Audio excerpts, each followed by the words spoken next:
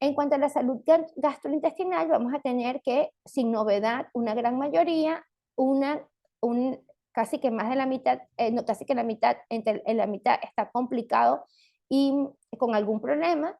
Luego tenemos el ambiente, hay muchos que tienen muy poca frecuencia de exposición a toxinas, pero algunos sí tienen exposición a toxinas, y de contacto con la naturaleza, algunos están poco frecuentes, unos frecuentes y unos muy frecuentes. Y con respecto a la longevidad familiar, este punto es muy interesante para todos, y es la longevidad familiar. Hay un 88% casi que tienen una muy buena longevidad familiar, y unos que tienen una baja, muy pocos que tienen una baja longevidad familiar. Entonces, viendo toda esta información que me compartieron y que es bien interesante, y que si alguno lo quiere tener, por favor, que me lo diga, que con muchísimo gusto lo comparto. Teniendo ya esta información, vamos a ir a la segunda parte de esta actividad del día de hoy. Déjenme compartir, que me tengo que ir a la pantalla de la presentación. Es esta.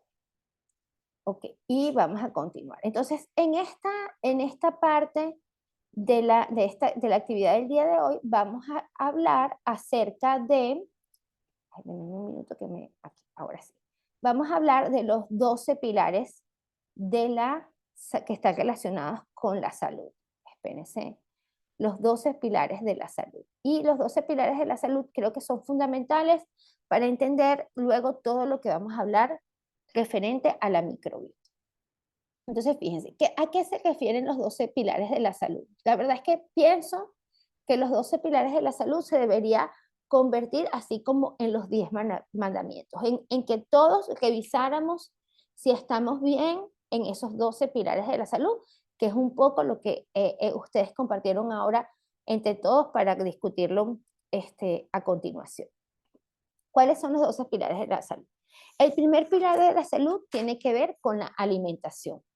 Y consiste es que en lugar de centrarnos en macronutrientes y en calorías, que es lo que normalmente hemos hecho, fíjense que normalmente las personas, de hecho, se convirtió casi que en una moda contar calorías. Es decir, las personas contaban calorías y a veces no reflexionaban qué tipo de calorías eran las que estaban consumiendo. Solo era llegar a una cantidad de calorías. Y hemos visto que hay una serie de calorías que las llamamos calorías vacías.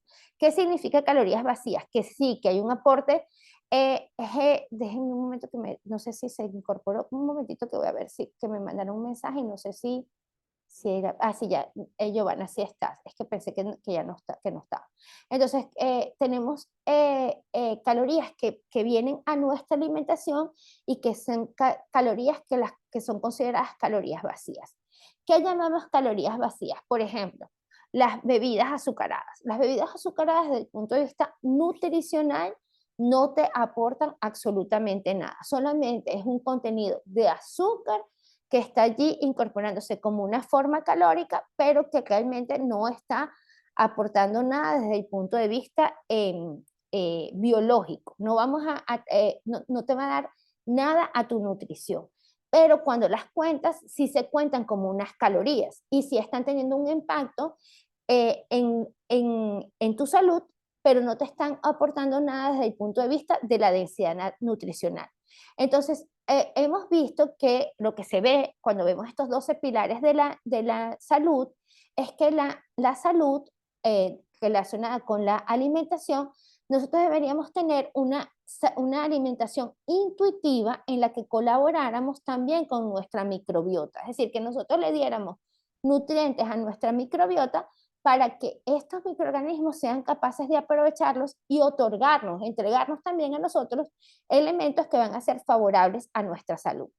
Esta es una perspectiva completamente diferente de la alimentación y de la salud en la que está apuntando la ciencia actual. Es decir, alimentarnos pensando en que vamos a obtener no solo esos grandes macronutrientes, no solo carbohidratos, proteínas y lípidos, sino qué tipo de lípidos, qué tipo de carbohidratos y qué tipo de proteínas son las que les vamos a estar dando a nuestro sistema para que nuestra microbiota la aproveche, libere del interior de esos alimentos ciertos elementos que son saludables y que terminen realmente teniendo una función importante en nuestra salud. Hubo un experimento que se hizo recientemente en el que colocaron a los grillos una misma dieta.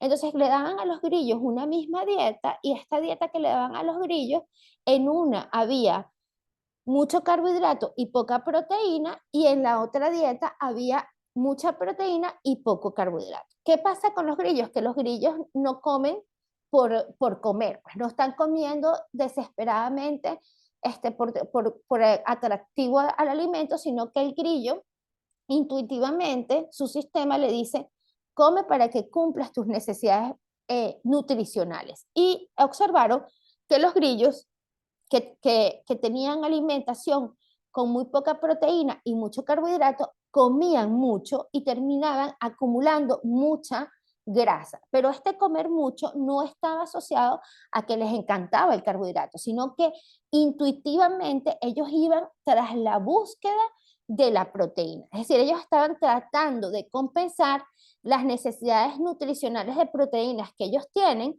para que en base a estas necesidades nutricionales de proteínas cumplir la canción de proteína diaria que les exigía su sistema metabólico. Los grillos, que por el contrario tenían muy poca proteína, perdón, poco carbohidrato y mucha proteína en su alimentación, comían y se saciaban muy rápidamente y no comían tanta cantidad. Y por lo tanto, cuando los revisaban, el contenido de grasa que tenían debajo de su estructura, de su exoesqueleto, era mucho menor. Entonces, ¿qué indica esto? Que definitivamente lo que está ocurriendo es que cuando nosotros tenemos una alimentación inadecuada en la que principalmente tenemos acceso a carbohidratos, el sistema va a tratar de buscar en esos carbohidratos, porque dentro de esos carbohidratos hay proteínas. Si nosotros comemos, por ejemplo, papa, en la papa hay una proporción de proteínas, pero la proporción de proteínas es muy baja respecto a la proporción de carbohidratos. Entonces, para poder suplir la cantidad de proteínas que tu cuerpo necesita, te obliga a comer y comer y comer más de estas papas, el ejemplo de las papas fritas, que además las comes sin parar, y resulta ser que lo que te va a causar es una acumulación de grasas por el exceso de carbohidratos y la suplementación de proteínas es mucho menor porque tienes que comer mucha cantidad para lograrlo. Allí también hay un caso de estudio en el que yo estuve involucrada hace unos años, que era cuando evaluaban la proteína dietética a partir de las legumbres, granos, lentejas o frijoles, con respecto a la que viene de la proteína de origen animal. Y entonces cuando hacían el balance nutricional nada más por número, veían que para compensar la cantidad de proteína animal que podía, por ejemplo, suplírselo a un niño, era lo que ocupa una mano. Por ejemplo, un filete de pollo que te ocupe el tamaño de la mano te da la proteína necesaria, mientras que el equivalente desde el punto de vista de granos necesitas darle a un niño un kilo de frijoles para que fuera equivalente desde el punto de vista nutricional de las proteínas. Entonces, eso trae otras consecuencias desde el punto de vista nutricional, porque tienes un desbalance, tienes mucho carbohidrato y eso te hace un desbalance desde el punto de vista nutricional. Otra de los que consideran pilares de las emociones, de la salud, es lo que tiene que ver con las emociones sanas. Y aquí vienen toda una serie de estudios que han estado unidos a los ejes que tiene el cerebro con los diferentes órganos. Ahora, el que más escuchamos todo el tiempo es el eje intestino-cerebro. Y realmente en el eje intestino-cerebro, que es lo que comentaba yo, pues si tienes una emoción, si te vas a montar en un avión, si estás enamorado, hay algo que te afecta en el estómago, porque el cerebro se comunica con el intestino, el cerebro se comunica con el intestino y el intestino con el cerebro con una superautopista, que es el nervio vago. Entonces, este nervio va a estar mandando las señales muy rápido de un lado al otro y nosotros vamos a tener una relación emocional con lo que llega a nuestro intestino y nuestros pensamientos. Entonces, se ha visto que es un pilar de la salud tener relaciones sociales saludables. Fíjense que yo siempre bromeo que durante nuestras épocas universitarias o cuando estamos en el colegio, tendemos a tener grupos y a tener una buena relación entre las personas. Aunque sea hasta peleando, tiendes a tener una relación social saludable porque estás interactuando bastante. En la medida que vamos envejeciendo, además de otras cosas que iré contando, una de las cosas que se pierde es esa capacidad de establecer amistades. Y es el hecho de tener unas buenas relaciones sociales también puede llevarnos a tener propósitos vitales. Por ejemplo, ayudar a un amigo, colaborar con un amigo, estar allí presente también con la familia. Y eso también te ayuda a tener una buena autoestima. Cuando tú te sientes útil, te sientes capaz de ayudar y de estar en contacto con las personas, eso te va a dar a ti también unas emociones sanas. Y estas emociones sanas tienen una directa relación con la salud y también con la microbiota. La familia, el contacto con la familia y liberarnos un poco de la influencia de las tecnologías, también es una excelente opción de emociones que te lleva a las emociones sanas. El movimiento sano o el ejercicio. Generalmente se nos olvida que los individuos deberíamos ser funcionales, deberíamos tener energía y la habilidad para realizar actividades físicas como son ejercitarnos, correr, saltar, jugar, sentarnos en el suelo sin tener dolores o molestias, podernos ir al suelo y volvernos a levantar debería ser algo normal. Yo le recordaba, yo hablaba con mi hijo los otros días porque yo le digo que cuando yo era jovencita, yo me sentaba sin agacarme de nada. Me sentaba en el suelo sin agacarme de nada y me levantaba sin agacarme de nada. Y bueno, ya eso quedó muy lejos de mí, pero efectivamente esta es una característica de tener un movimiento sano. También existe una relación entre la microbiota intestinal y la salud muscular y articular. Cuando nosotros hacemos ejercicio, aunque no lo creamos, existe la liberación de nuestro cerebro de una serie de moléculas que activan la salud de nuestra microbiota y mejoran la salud general. Y tenemos que hacer ejercicios y movernos en general para lograr esto. El otro es la piel sana. No solo la dermobiota, no solo los microorganismos que están en la piel nos permiten tener una piel saludable, sino que la salud y la belleza que tenemos en nuestra piel empieza desde dentro, en el intestino. Y ahora le voy a dar la palabra a alguien que les va a hablar un poquito porque creo que él ha sentido eso tienes mejor la piel, es un comentario que hace siempre. Y es difícil solucionar problemas como el acné, la dermatitis atópica, la psoriasis, si no tienes este aborde integral entre la salud intestinal y la salud cutánea. ¿Alguna pregunta hasta este momento? Aquí creo que tengo una. Ah, no. No, espérense que voy a quitar una cosa acá que creo que no había mandado el vínculo por esta vía. A ver, voy a dejar comentar a que está participando a Miguel, que es mi entrenador, pero que también además es una persona que tiene muchas personas alrededor suyo que tienen que ver con este tipo de temas de la salud, para que comente justamente esto que es de lo que les estoy hablando de los pilares y de lo que tiene que ver con el movimiento y el ejercicio. Miguel, no sé si estás por acá. Todos, ¿cómo están? No Hola, sé si me Miguel. alcanza. ¿Sí me escuchan o no? Sí, perfectamente. Ah, ok. Sí, te A ver, ahí está mi escuchamos. cámara. ¿Qué tal? Bueno, ¿Cómo estás?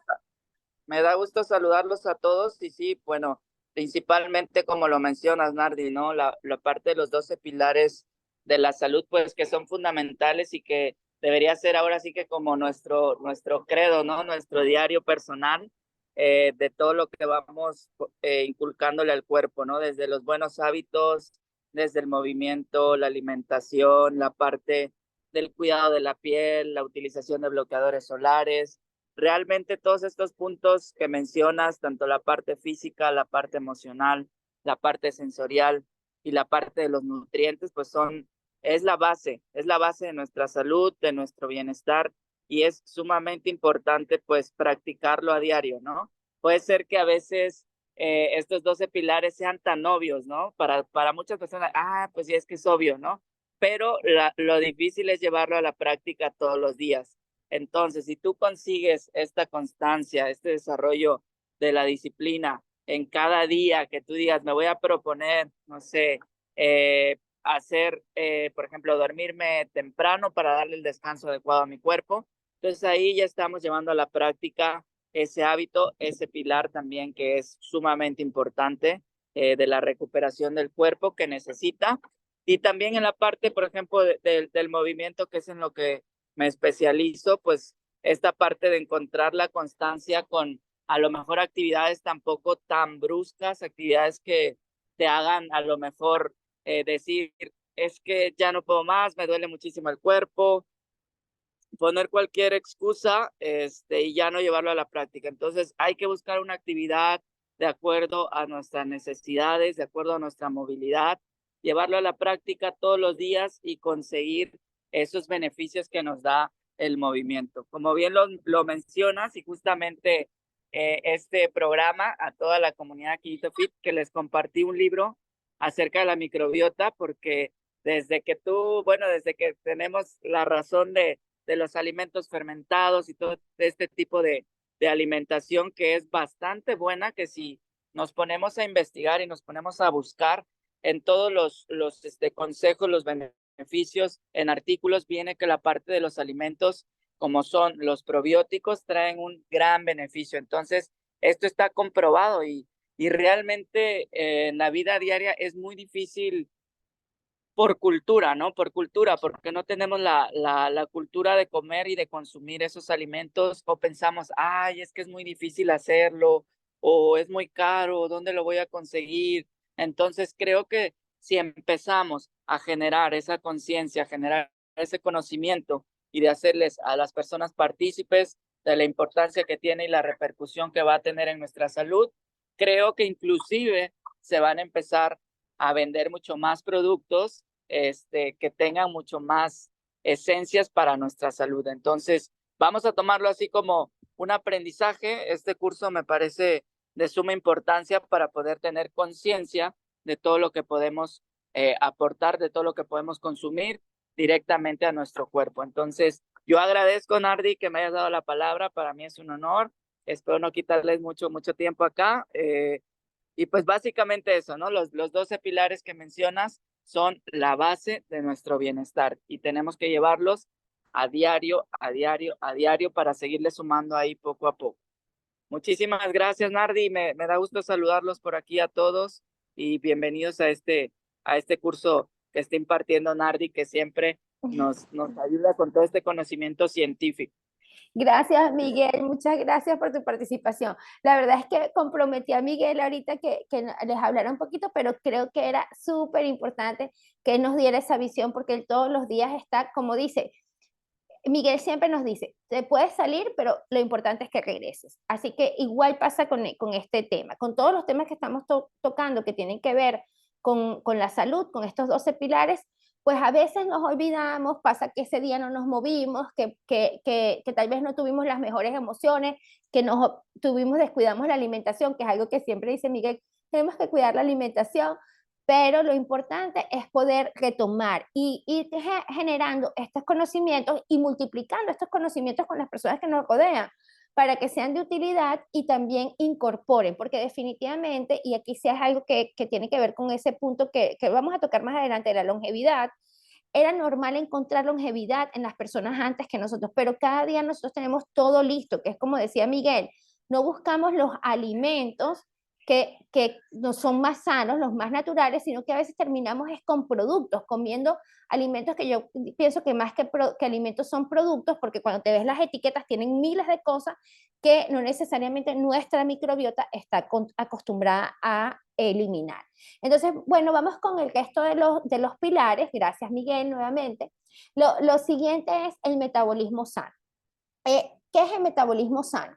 Tiene que ver con eso que pedí también que llenaran en la encuesta, que es cómo está nuestra insulina y cómo está nuestra glucosa. Si nuestros niveles de glucosa e insulina están sanos, porque nosotros a lo largo del día podemos estar impactando constantemente el incremento de nuestra glucosa en sangre y haciendo responder a nuestra insulina. Y ahí viene el tema de ayunar. Fíjense, nosotros ayunar, ¿Cuánto es? Es difícil ayunar. Pensar en que voy a dejar de comer 24 horas o 40 horas o u 8 horas. Lo normal del ayuno es el ayuno nocturno. Nosotros en la humanidad está acostumbrada de muchos años a dejar de comer durante la noche. Ciertos estilos de vida que están asociados con dormir mal, con acostarse tarde, con levantarse e ir directamente corriendo a comer, tiene que ver con este rompimiento del ayuno y la cantidad de veces que comemos. Otra de las cosas que también es ampliamente criticada por algunos nutricionistas lo ven como muy bien, pero otros lo ven como muy mal, es estar constantemente comiendo. Esas famosas 5 comidas, 6 comidas que no has terminado, algunos de nosotros incluso, oye, no te provoca porque no quieres estar comiendo cada 2 horas, volviendo a comer, porque sientes que no paras de comer en todo el día, y el descanso, esos tiempos entre comida y comida son importantes para mejorar el aprovechamiento de los nutrientes. Los nutrientes no han terminado de pasar por nuestra microbiota, no están terminando de siendo aprovechados, y viene otra cantidad de nutrientes que empuja y quizás hasta elimina aquellos que son positivos y que habíamos incorporado en un momento dado. Se ha dicho que ayunar 24 horas sin dificultad es incluso saludable, es decir, estar 24 horas sin comer no va a matar a nadie. Nosotros tenemos suficientes nutrientes, suficientes reservas en nuestro cuerpo para poder aguantar un ayuno. Eso no significa en ningún caso que yo les esté diciendo que pasen hambre, no. Pero lo que les estoy diciendo es que no debería ser una cosa terrible, y cuando nosotros pensamos en no comer, en que vamos a pasar un periodo sin comer y nos estresa, es que nosotros no hemos tenido la posibilidad de guardar los suficientes nutrientes importantes que necesitamos para mantener este tiempo de ayuno. El sistema inmunitario sano. ¿Qué significa esto? No tener alergias, no tener infecciones continuas, no tener catarros, gripes mal curadas, que la tengamos semanas o meses con un malestar. Trata de no tener enfermedades autoinmunes, como porque algunas de las enfermedades autoinmunes e incluso las enfermedades cancerosas tienen que ver con depresión de nuestro sistema inmunológico. La disbiosis, de la que vamos a hablar posteriormente, tanto oral como intestinal, respiratoria, y que no estén presentes ninguna de estas patologías que afectan a nuestro sistema inmunitario.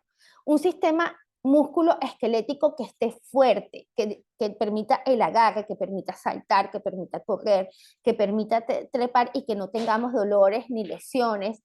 Un músculo que tenga salud. Nosotros deberíamos pensar en que nuestros músculos deben estar sanos. Si nosotros pensamos por un momento en cuando estábamos jóvenes, aquí hay muchos que son muy jóvenes, pero en la juventud tú tienes esa capacidad de correr, saltar, y eso debería permanecer en nuestra vida por largo tiempo.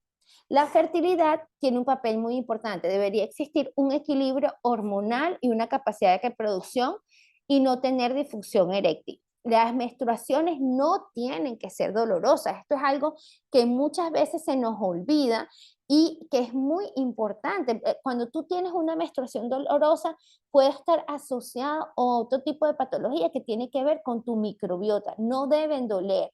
Y la menopausia debería ser sin síntomas. Cuando tú llegas a la menopausia, si tú has tenido una salud buena y además una microbiota buena, no deberías tener grandes problemas, grandes impactos con la menopausia, que es lo contrario a lo que nos dicen, que se supone que cuando llegas a la menopausia te tienes que deprimir, te tienes que sentir mal, te van a dar calores, y no necesariamente. Si has tenido una buena salud acompañada de estos pilares, probablemente llegues muy bien. Evitar no tener enfermedades de transmisión sexual también viene asociada a una buena microbiota. Recordemos que muchas enfermedades de transmisión sexual están asociadas a la presencia de bacterias, y estas bacterias ha sido porque nuestras bacterias propias no han podido enfrentar la presencia de esas bacterias de transmisión sexual. El sistema gastrointestinal, que vamos a tener un espacio especial para él, nosotros deberíamos tener deposiciones diarias, ir al baño diariamente y tener incluso más de una deposición es una cosa normal. Las deposiciones no deberían flotar y no deberían doler. ¿Qué significa esto? Que deposiciones que flotan muy probablemente esté relacionado con una mala digestión y un exceso de grasas. Entonces, nosotros deberíamos revisar esto. A veces mis estudiantes se estresan cuando les cuento en bioquímica que antes era normal que el médico, cuando visitara al paciente, iba y tomaba las orinas, no solo las olía, sino que las probaba, porque en esas orinas están los componentes que se han ido descomponiendo del sistema de la alimentación, pero también de la microbiota presente allí, y van a ser indicativos de la salud. Todavía es normal que cuando uno se hace un examen de laboratorio, cuando te miden las orinas, miden presencia de proteínas y presencia de microorganismos, porque exceso de proteínas o exceso de microorganismos en la orina es un indicativo de que está mal. Y lo mismo pasa con las heces. Entonces, este tipo de cosas que no se debería hinchar, inflamar el abdomen, no debe, de manera exagerada, las comidas no deberían causar flatulencias, ni tampoco deposiciones malolientes. Lo normal, en condiciones normales, todo eso debería estar equilibrado. En cuanto al estilo de vida, fíjense, una cosa que recomiendan mucho en estos pilares de la salud es tener acceso a espacios verdes y azules, es decir, ir al mar, ir al bosque, tener contacto, contaminarte con los microorganismos que están allí. Pues si nosotros nos damos cuenta, las personas que viven en ciudades y que no salen a estos espacios naturales, terminan teniendo enfermedades, incluso he comentado en muchas ocasiones los edificios contaminados, los edificios enfermos. Y los edificios enfermos son edificios donde las personas están mucho tiempo, las tuberías están contaminadas, tienen bacterias y terminan ejerciendo sobre las personas que viven allí enfermedades como la listeria u otro tipo de enfermedades que están asociadas a la contaminación del edificio. Y por supuesto la longevidad, que se ha vuelto ahora un tema bien interesante, y es esto de llegar a más de 100 años. Revisar qué es lo que hacían las personas de nuestro alrededor que han llegado a más de 100 años con salud, que son personas que se sienten activas, con las que puedes hablar y que tenían un estilo de vida muy diferente al que tenemos nosotros. Entonces, ¿a qué se debe toda esta salud? ¿A qué está relacionada? Y aquí viene el otro tema que vamos a hablar y que tiene que ver con la variabilidad, la variedad de bacterias microbianas que podemos tener tanto en ambientes, la microbiota, tanto en ambientes como en el ser humano.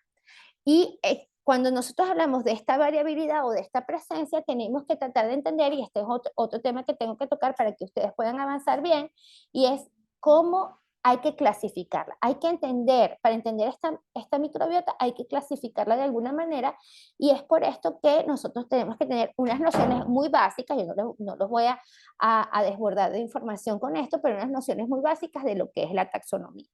Entonces, la taxonomía es la manera en la que a alguien se le ocurrió, a un señor que se llama Linneo, se le ocurrió organizar a los seres vivos. Es decir, este ser vivo pertenece acá, este otro pertenece acá, y así ir ubicando a los seres vivos en diferentes lugares. Y entonces logró dividir a los seres vivos en este sistema organizacional, donde tenemos un dominio, tenemos un reino, un filum o división, que son las familias, los filos, las clases, los órdenes, las familias, los géneros y las especies. Entonces, cuando nosotros vamos por allí y nos encontramos una planta, nos queremos comer una determinada hortaliza, supongamos, nosotros sabemos probablemente cuál es el nombre. Incluso podemos llegar al nombre científico de un determinado producto, pero nosotros no conocemos de todo el nombre. Cuando nos referimos al nombre científico, nos referimos al género y la especie. Por ejemplo, si nosotros nos encontramos a un ratón, gatus, aquí, entra acá, o en el caso de los perros también tenemos una nomenclatura fácil de ejercer acá, pero cuando ya nos queremos ir aquí, tenemos mucho desconocimiento. Yo no espero que ustedes tengan conocimientos acá, pero sí quiero que entiendan que estas son formas de agrupación. Es decir, nosotros agrupamos desde el punto de vista científico a los organismos en estas filas taxonómicas. Si los vemos así, también es una forma de entenderlos. Aquí partimos de lo que conocemos como un ancestro común y hablamos de los reinos. Y aquí es fácil. Los reinos son grandes grupos, ahorita lo vamos a ver en una diapositiva, en el que nosotros podemos organizar. Decimos que tenemos un ancestro común que se llama Luca, ahorita van a ver por qué se llama Luca, y luego una gran división macro donde se encuentran los organismos. Esta es una forma de organizarlo en la que vamos a hablar de las bacterias, vamos a hablar de las arqueas, que ahorita voy a nombrar qué son, y vamos a hablar de los eucariotas, que en este grupo de los eucariotas, por aquí están los animales, y nosotros entramos aquí en los animales. Pero fíjense cómo si nosotros observamos cómo organizamos, tenemos una gran diversidad de organismos, y acá en los eucariotas, apenitas, aquí nosotros estamos en los animales. Entonces tenemos una gran cantidad de organismos que conocemos como eucariotas, unos organismos que les llamamos arqueas, y arqueas significa tiene que ver con arqueológico, también lo han escuchado, que es más antiguo, y las bacterias, que ocupan una gran cantidad de organismos en los cuales hay una gran diferenciación. Aquí vamos a tener una serie de bacterias, y vamos a tener unas bacterias que son gran positivas y unas bacterias que son gran negativas. Y traje esta organización porque algunos de estos nombres los voy a tocar ahora, como son protobacterias, Verrucomicrobia, plantomicetes, bacteroidetes, o actinobacterias, cloroflexis o firmicutes. Esto entra dentro de lo que forma parte solamente de nuestro microbioma. Después vamos a tener algunas de estos organismos también formando parte de nuestro microbioma.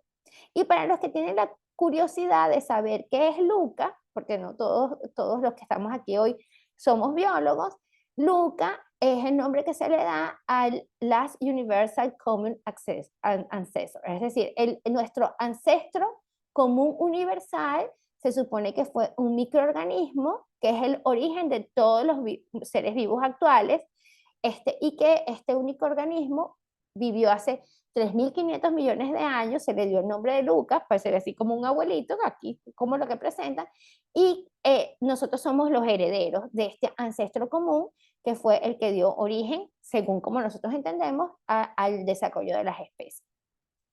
Entonces, la metataxonómica, que es parte de con lo que nos ha permitido estudiar a estos organismos de manera compleja, es una estrategia. Cuando nosotros estudiamos este tipo, lo que yo les voy a hablar hoy de microbiota y de microbiomas, está directamente relacionado con estudios que se llaman metataxonómica. ¿Qué significa metataxonómica?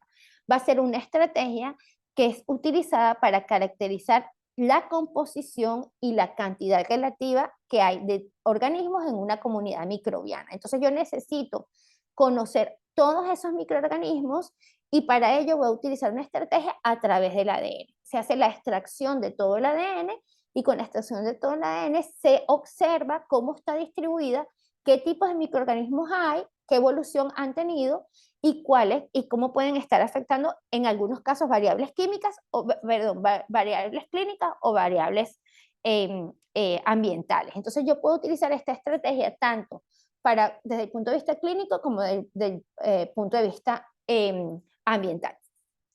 Hay que tener cuidado porque estos exámenes de metataxonómica son variables en el tiempo. Yo puedo tener la metataxonómica de una persona al día de hoy, pero por las presiones ambientales, por cambios en la alimentación, por cambios en el ambiente, por introducción de elementos en el ambiente, la metataxonómica de mañana va a cambiar, va a ser diferente. Entonces es un poquito como el examen de sangre que me hago hoy, no es el examen de sangre que voy a tener los mismos resultados exactos el año que viene, porque pueden haber cambios que han influido en esto. Y esto lo digo particularmente porque algunos médicos a nivel mundial en este tema de la medicina personalizada mandan a hacer exámenes de este tipo en heces, y no necesariamente siempre son perfectos lo que se va a encontrar con respecto a ello.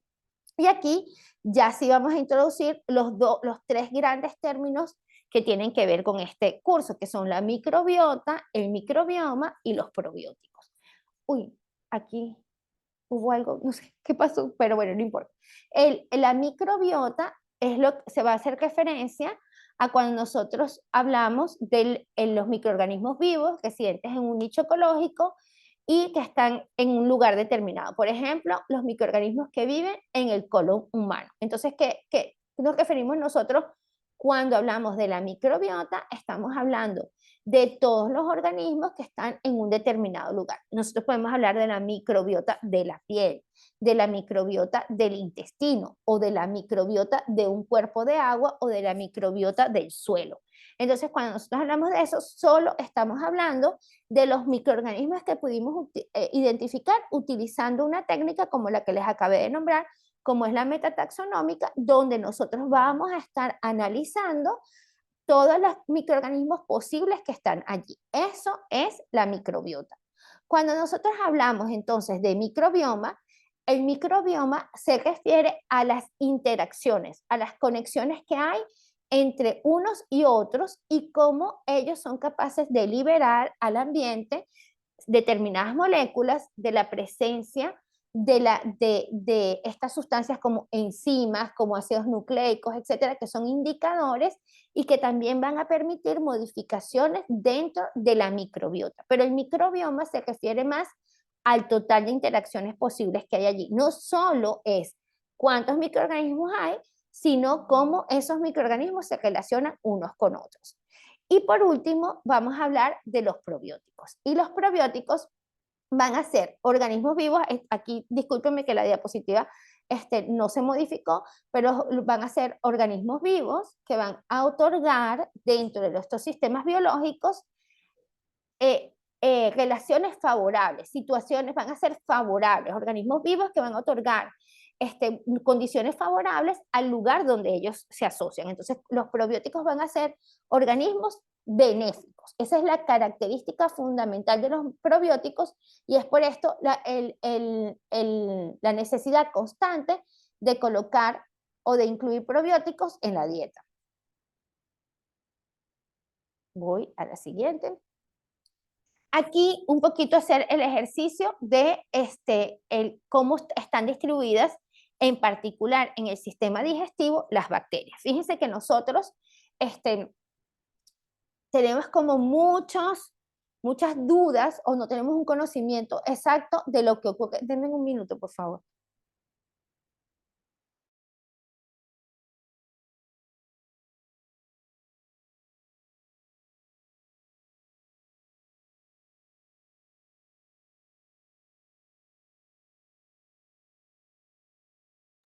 Ok, disculpen. Entonces, nosotros a veces tenemos muchas dudas con respecto a cuáles son los organismos o los microorganismos que viven en diferentes espacios, por ejemplo, en nuestro sistema digestivo. En el estómago suelen vivir, bueno, en la microbiota que tiene que ver con el sistema digestivo comienza con la microbiota oral. Y hay una relación directa de la microbiota oral con la microbiota que vamos a tener finalmente en nuestros intestinos. Esto es importante porque muchas veces hemos escuchado que los microorganismos de la boca no llegan al estómago o que si llegan al estómago se mueren. También tenemos que microorganismos que vienen en los alimentos van a desaparecer, cosa que no es cierta porque precisamente en la nutrición vienen microorganismos que terminan llegando al sistema digestivo, al intestino. Entonces, en el estómago vamos a tener principalmente lactobacillus, vamos a tener cándida, streptococcus, helicobacter pylori y streptococcus, ¿no? Estos van a estar ocupando este lugar y su conteo, el número de microorganismos que se encuentran allí suele ser bajo. Igualmente pasa en el duodeno. En el duodeno vamos a tener una cantidad baja de microorganismos, generalmente streptococcus y lactobacillus. Fíjense que los lactobacillus, que generalmente se consumen en alimentos fermentados, sí llegan al duodeno sin problema con un conteo bajo. Recuérdense que el conteo bajo significa número de microorganismos que son capaces de llegar allí. Obviamente, en las condiciones del estómago vamos a tener una alta acidez y va a controlar los organismos que van a continuar y va a tener un número bajo. Pero en la medida que las condiciones van cambiando con respecto a acidez, entonces empezamos a tener una cantidad mayor de microorganismos que se van acumulando en ciertas zonas de nuestro intestino. En el colon vamos a estar con Bacteroidetes, Clostridium, bifidobacterias y enterobacterias en un orden de 10 a la 11, 10 a la 12. Esto significa pues 1.000 millones, billones, más que billones, perdón, billones de 10 a la 9, aquí estamos más que billones. Luego tenemos en el yeyuno una cantidad de 10 a la 2 de Streptococcus y lactobacilos, en el hilio proximal Streptococcus y lactobacilos, en el hilio tal, todo lo que es el intestino delgado tiene menor conteo de bacterias hasta que llegamos al hilio distal, donde vamos a empezar a tener una mayor cantidad. Y por último, y con respecto al duodeno, ya lo nombré. Entonces, cuando ya empezamos en el colon y en el hilio distal, incrementan la diversidad y el conteo de las bacterias. Y esto va a estar relacionado con el comportamiento de la microbiota a lo largo del intestino. Y ahora entonces sí vamos a empezar a hablar de algunos. No los voy a volver locos porque no es la idea que ustedes se abrumen de nombres de microorganismos, pero, y tampoco la idea de este curso es tener un conocimiento general, pero vamos a hablar de algunos de los grupos de bacterias que vamos a tener allí. Entonces, un grupo que es dominante en el caso del intestino, de la microbiota humana, y que cambia bastante a lo largo de la vida, que también cambia sus relaciones a lo largo de la vida, son los firmicutes y los bacteroidetes. Estos también los vamos a encontrar a nivel ambiental, este tipo de bacterias. Y estas dos que acabo de nombrar, son dos de las 5 familias de bacterias que están presentes de manera mayoritaria en la microbiota intestinal. Esto también es interesante, según sea el lugar donde nosotros estamos analizando la microbiota, por ejemplo, un suelo, un cuerpo de agua, incluso el aire, nosotros vamos a tener una distribución de estas bacterias y va a ser diferente el tipo de bacteria por grupo. Es decir, ¿qué quiere decir esto? Que los firmicutes es un nombre general y es un poco como lo que yo digo, los firmicutes vamos a decir que son los González de todo el planeta, pero nosotros vamos a encontrar que en cada país vamos a tener González diferentes y los bacterioidetes serían los Rodríguez de todo el planeta, pero vamos a tener en cada país Rodríguez diferentes. Entonces, esto nos va a empezar a dar una diferenciación del comportamiento de las familias y de los individuos que se encuentran dentro de estas familias de manera de cada ambiente en el que se desarrolla. Entonces, en cuanto a los firmicutes, vamos a tener que son las bacterias que son más famosas dentro del mundo de las microbiotas. En los firmicutes son bacterias que se han utilizado muchísimo desde el punto de vista industrial. Cuando nosotros hablamos de producción de alimentos, de fermentaciones, de la cerveza, pertenecen a esa familia de los firmicutes, van a pertenecer muchas bacterias que son capaces de hacer estos procesos. Unas muy conocidas son los famosos lactobacilos, que ustedes los han escuchado muchísimas veces, están en el yogur, están en los productos como el kéfir, son bacilos, son bacterias benéficas, tienen unas características que tienden a acidificar los lugares donde ellas se encuentran y esta acidez permite romper las estructuras de los alimentos y liberar nutrientes que son importantes. Entonces los lactobacilos son súper conocidos, están en el suelo, están en el agua y están en nuestra microbiota. En la microbiota humana tiene un papel muy importante esta bacteria llamada, perdonen que no la puse en cursiva, Fecalis bacterium prausnici. Esta es la bacteria más común en las heces fecales y ella se caracteriza porque se le considera una microbiota muconutritiva junto a esta bacteria que sí no es un firmicutes, que se llama Akkermansia, que ella pertenece al grupo de las Berrocumicrobias. Recuérdense que este es como un apellido. Esta pertenece a otra familia con otro apellido, pero este es su nombre, Akkermansia. Y Akkermansia y Faecalibacterium son microbiotas muconutritivas porque ellas tienden a formar mucha mucosidad. Y esta mucosidad va a ayudar a formar una barrera que vamos a ver en un rato que tiene que ver con la integridad del intestino. Entonces, estas bacterias que forman mucho moco son muy buenas para todo lo que tiene que ver con la microbiota. ¿Por qué? ¿Qué cosa les hablé yo hace unos minutos atrás con respecto a la formación de mucosidad? A ver si están despiertos o ya se durmieron. A ver si alguien me contesta. ¿Por qué es importante bacterias que formen mucha mucosidad? Leonardo. Ajá, dígame. Mira, es importante la mucosidad porque a partir de esta es que se forma el biofilm, que es el que le va permitir pues la asociación entre ellas y la fuerza que tienen para realizar una función específica. Excelente, gracias, Mary, maravilloso. Entonces, si nuestras bacterias forman mucha mucosidad, en este caso en el intestino, esta mucosidad, como decía Mary, va a permitir que allí convivan muchos tipos de bacterias, se queden atrapadas, se mantengan allí y hagan las funciones biológicas complementarias. Y aquí viene una parte espectacular que tiene que ver con lo que hace la microbiota. ¿Y qué es lo que hace la microbiota? Que yo considero que es realmente espectacular. La microbiota va a funcionar como otro órgano. Es decir, nosotros tenemos órganos como el hígado, los riñones, etcétera, y esta microbiota que se instala, en el caso de nosotros, en nuestros intestinos o en otras partes de nuestro cuerpo, funciona allí como otro órgano. Recuerden, ustedes mismos dijeron, muchas bacterias juntas forman un tejido. En este caso, estas bacterias juntas en el intestino están formando una comunidad que actúa como un órgano con actividades biológicas y genes únicos de esas bacterias que nos van a ayudar al mejor aprovechamiento de los nutrientes. Y es por esto que es tan importante. ¿Cómo es nuestra microbiota? ¿Cuál es la composición que tiene y qué factores benéficos le podemos ir otorgando?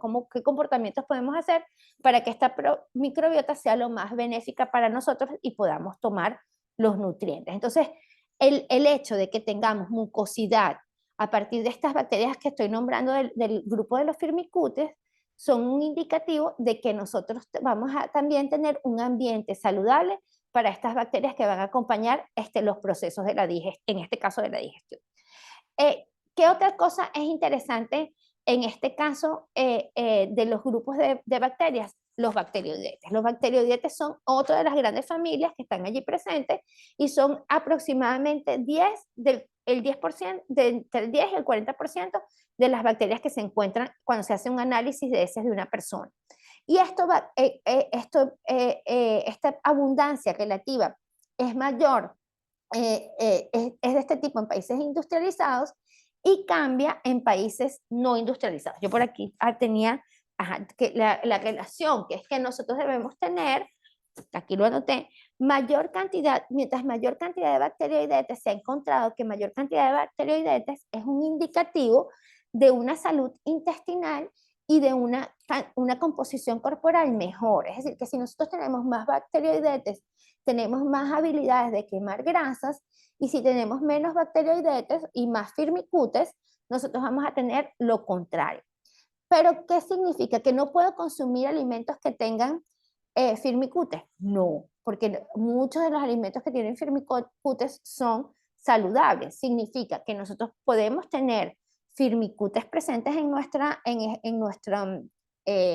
microbiota, pero que nosotros deberíamos tener acciones en nuestra dieta que favorezca también a los bacteroidetes. Y esta es la típica cosa de fulano come de todo y no engorda, y este come 2 tonterías y está gordito, porque su relación de estas bacterias cambia, y esta relación de estas bacterias al cambiar predispone a que aprovechen más o menos ciertos nutrientes, y esto va directamente asociado con lo que comes. El tipo de alimentos que tú comes va a determinar que tengas más firmicutes o más bacteroidetes, y eso es lo que va a determinar también entonces el aprovechamiento de los nutrientes. Otro grupo importante son las actinobacterias. Las actinobacterias, cuando nos hablan de actinobacterias y pensamos en las malas, la más común es la tuberculosis. Pero realmente las actinobacterias son muy abundantes en la naturaleza. Las más abundantes son los Streptomyces, que son bacterias muy buenas. Ellas son capaces de producir antibióticos en niveles muy pequeños cuando se encuentran en un entorno natural, pero controlan con esta producción de antibióticos, controlan la aparición de bacterias que sí son patógenas. Entonces las actinobacterias mantienen regulados tanto los suelos como nuestros sistemas, porque ellas mismas están generando una defensa. Cuando uno analiza un ambiente o un individuo y ve que las actinobacterias están presentes y son altas, es un indicativo de que las cosas van en buen camino, que se está recuperando el ambiente o que se encuentra muy bien ese individuo, empieza a mejorar su salud porque le da espacio a estas actinobacterias. Generalmente las actinobacterias son delicadas, les gusta una nutrición como muy refinada, y cuando ellas empiezan a aparecer es un excelente indicativo. La actinobacteria más famosa es bifidobacterias, son las bifidobacterias. Y cuando nosotros buscamos productos que tengan bifidobacterias, esas bifidobacterias van a terminar siendo positivas para nosotros. Muchos alimentos fermentados tienen bifidobacterias, y las bifidobacterias son más altas en los niños y en los adolescentes, y en la medida que nos vamos haciendo viejos, va cayendo la cantidad de bifidobacterias. Las bifidobacterias son las primeras bacterias que encuentran en los niños recién nacidos. Acuérdense que los niños nacen prácticamente sin bacterias, y en la medida que se van contaminando, las bifidobacterias ocupan un papel bien importante y avanzan, ayudan en la nutrición. Otras de las bacterias que también pertenecen a las bacterias de la microbiota son las protobacterias, y también están presentes en microbiota del ambiente. Son bacterias que en general la gente considera malas, pero no es cierto. Escherichia coli pertenece a ese grupo, también las salmonelas y también Shigella. Su característica especial es que ellas tienen una molécula en su zona externa que se le conoce como lipopolisacárido. Y este lipopolisacárido, este grupo bacteriano, es un azúcar que genera una señalización en el sistema, sobre todo en los seres humanos, en el sistema inmunológico, que es un indicativo de que algo está mal, es decir, que tenemos un agente extraño que probablemente nos pueda atacar. Entonces, por eso las protobacterias generalmente se asocian con algo malo, pero no es así, porque existen muchas Escherichia coli que son enterobacterias y que no necesariamente nos van a afectar nunca y que cumplen su función dentro de los sistemas biológicos. Una protobacteria que seguramente han escuchado muchísimo y que asocia con muchos problemas es el Helicobacter pylori.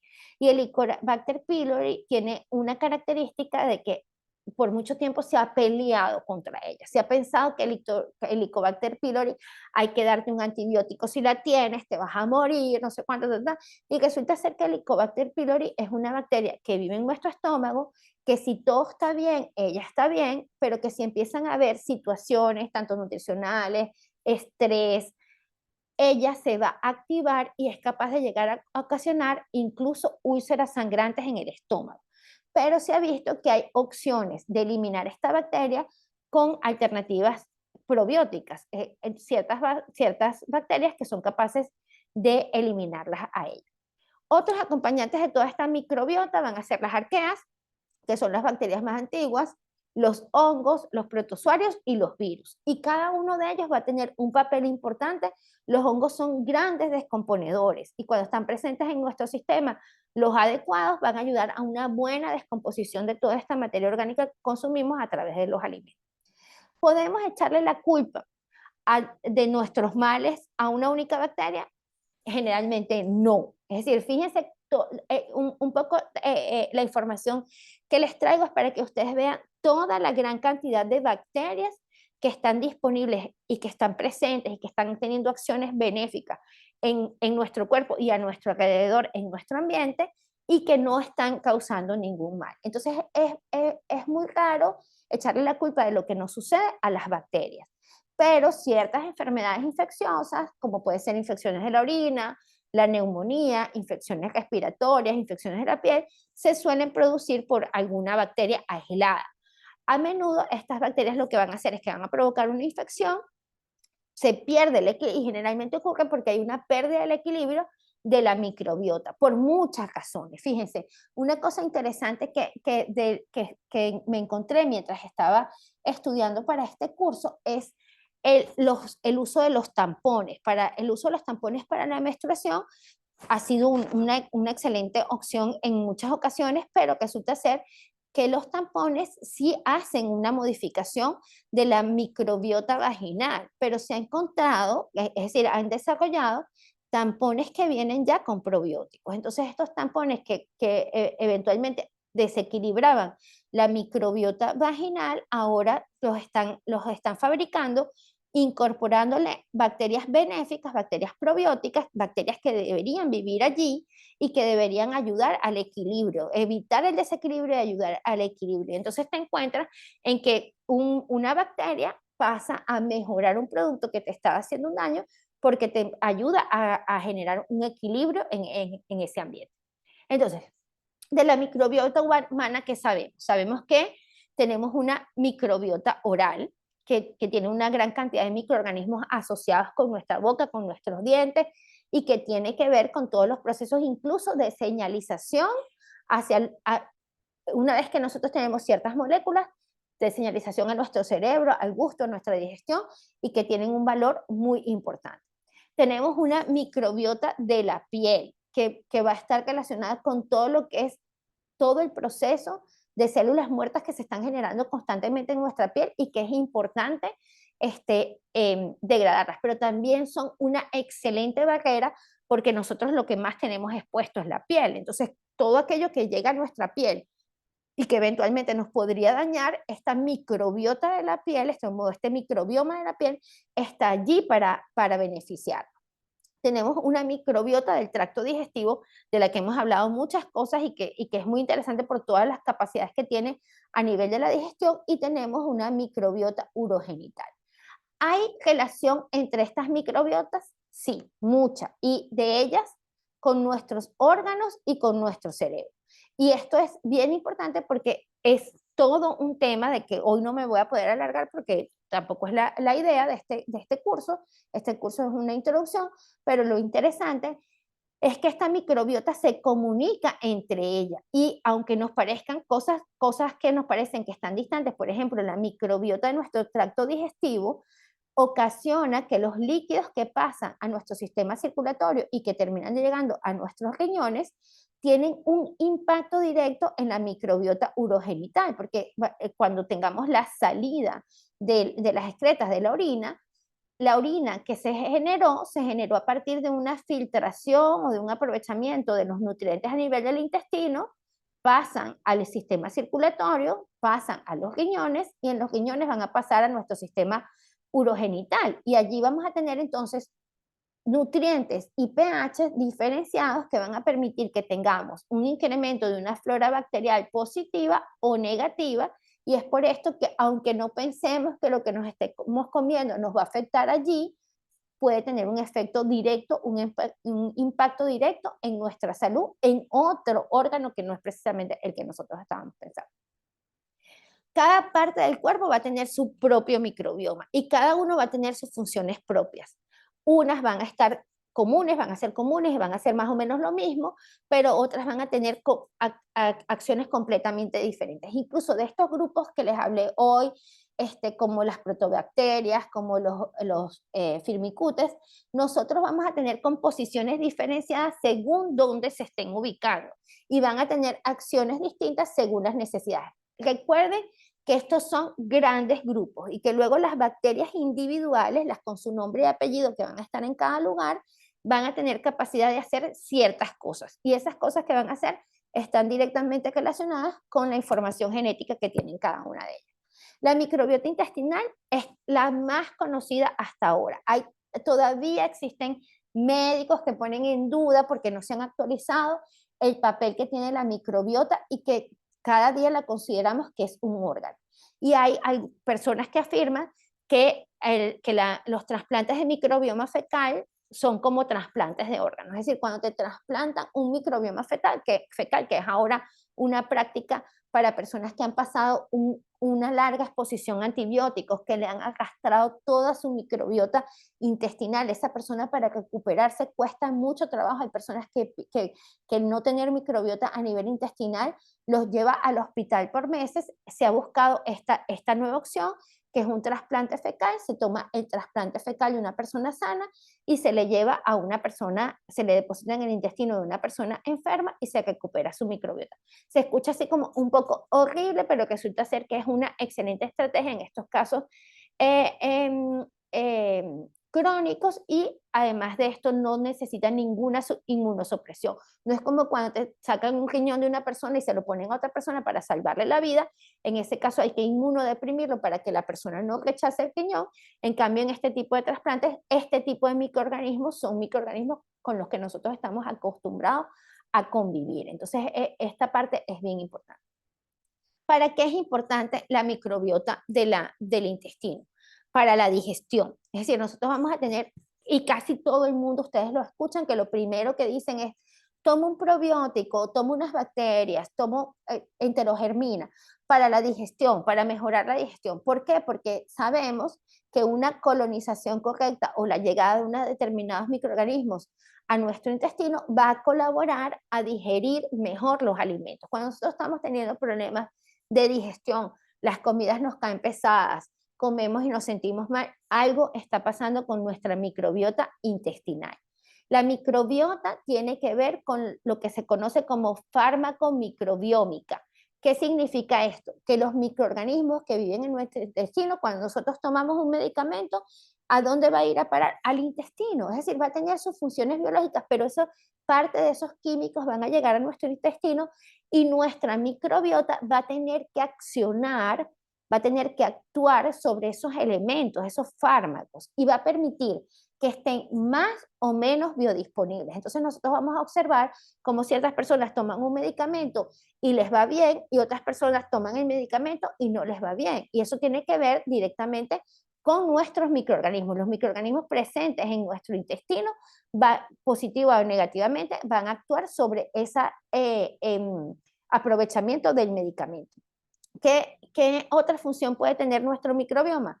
Nuestro microbioma está asociado a vitaminizarnos. Nuestras bacterias pueden ayudar a aprovechar mejor las vitaminas que están en los alimentos porque descomponen esos alimentos y liberan las vitaminas, y también están relacionadas con la producción de vitaminas como la vitamina K, las biotinas, las cobalaminas, el folato, la niacina, el pantotenoato, la piridoxina, la riboflavina y la tiamina. Es decir, que nuestras propias bacterias son capaces de producirnos una serie de vitaminas que ayudan a que nosotros estemos en mejor condición desde el punto de vista, o sea, estemos más saludables. Y muchas veces eso ni siquiera se nos pasa por la mente, el papel que pueden tener las bacterias en la producción de las vitaminas.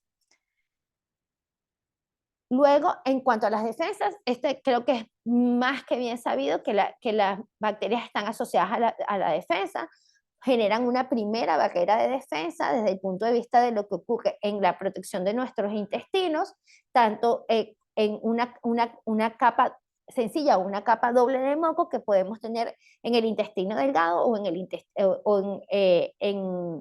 intestino grueso. Y es importante que tengamos en cuenta que dentro de esa capa de mocos existen gran cantidad de microorganismos que están viviendo en condiciones normales. Y fíjense que es bastante común que cuando una persona sufre una infección intestinal y va al médico, lo primero que pregunta el médico es, ¿usted hizo deposiciones con mucosidad?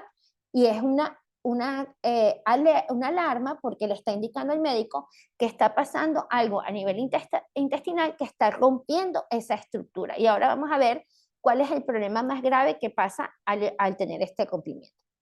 Nosotros sabemos que la microbiota tiene mucho que ver con la defensa. Bueno, ya lo vimos que es la primera barrera que fortalece al intestino, pero también la microbiota nos ayuda a educar a nuestro sistema inmune. ¿Por qué?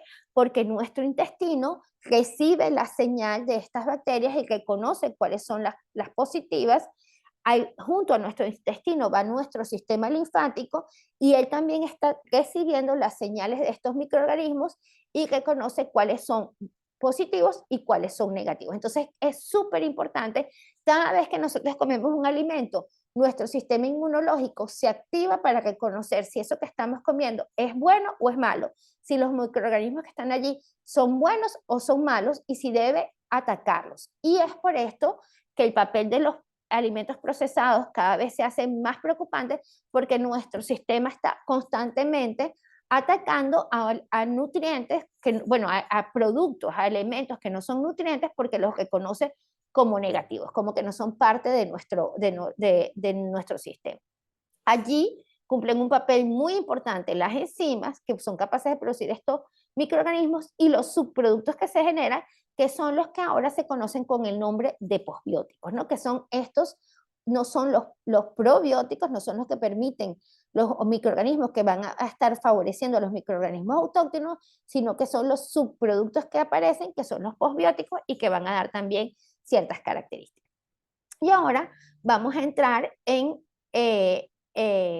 eubiosis y disbiosis. Vamos a tocar este tema que es súper importante, que es las diferencias que existen entre una microbiota sana y una microbiota enferma. Vamos a tener que la microbiota sana es lo que nosotros llamamos eubiosis, significa que nosotros tenemos una buena calidad de microorganismos, un equilibrio en la proliferación de bacterias benéficas, mucha diversidad. Esto ayuda a nuestro sistema inmunológico y no tenemos síntomas. Y la palabra más común que ahorita se está escuchando muchísimo, que todo el mundo nombra, es la disbiosis. Que la disbiosis es que nuestra microbiota está enferma, que provoca un desequilibrio y una proliferación de bacterias que pueden ser patógenas y oportunistas. Esto ocurre mucho a personas enfermas en hospitales, que bacterias que normalmente no le harían nada, por el tema de la disbiosis, terminan causándole una enfermedad. Una baja diversidad microbiana asociada con bacterias o una diversidad microbiana no dominante. Cuando nosotros hablamos de salud, dominan, como yo les dije, esos 5 grandes grupos de bacterias. Cuando nosotros tenemos que no hay una dominancia de esas bacterias, sino que empiezan a estar dispersas en una gran cantidad de familias, esa es una diversidad, una alta diversidad, pero una baja especificidad. Entonces, eso causa un debilitamiento del sistema inmune y la aparición de enfermedades.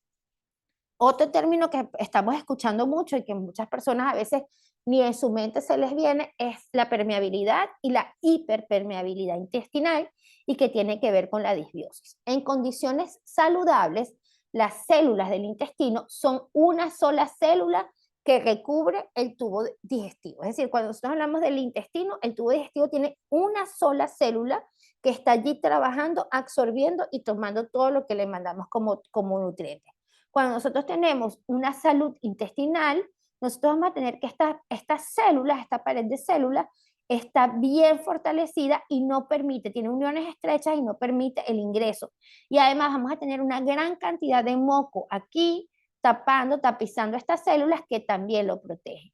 Cuando nosotros tenemos un problema de salud, porque tenemos mucho gluten, que es uno de los promotores de que se dé este proceso, muchas toxinas, microorganismos patógenos, comienza a suceder que tenemos un proceso de inflamación, una distensión. Y en esta distensión, las células, en vez de estar juntitas, se empiezan a separar y producen una perforación. Esta perforación lo que permite es que partículas, microorganismos o partes de las sustancias del alimento pasen al interior del torrente sanguíneo y también del sistema inmunológico, porque aquí tenemos una estrecha unión del sistema inmunológico.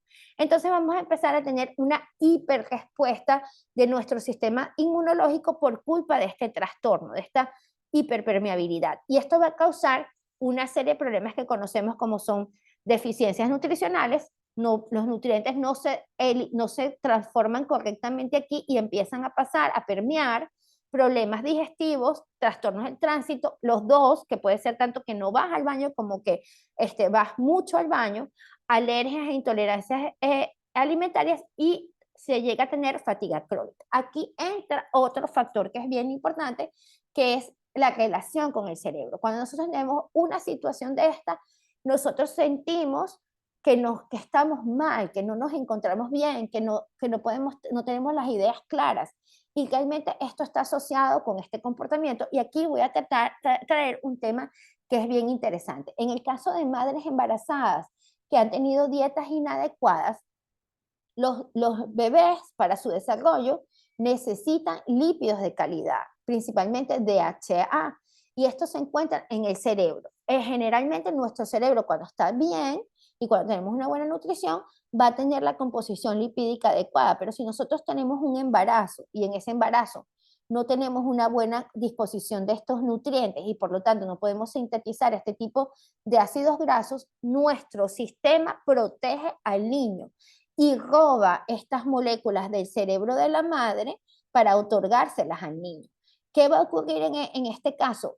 Algo que seguramente todos ustedes han escuchado, que es el caso de las depresiones postparto. Entonces, una persona sufre una depresión postparto porque una inadecuada alimentación o una alimentación quizás de otro tipo de nutrientes que no son los ideales, le quitó. También ustedes seguro han escuchado que a las madres se les cae el pelo, que cuando están andando de amamantar también tienen una pérdida de pelo, que se le debilitan los dientes, y todo esto ocurre porque en estos procesos no estaban los nutrientes adecuados y el hecho de salvar al niño repercute sobre la salud de la madre. Entonces, este tipo de cosas es para que ustedes vean la estrecha relación que existe entre los nutrientes y la microbiota y lo que es capaz de hacer la microbiota.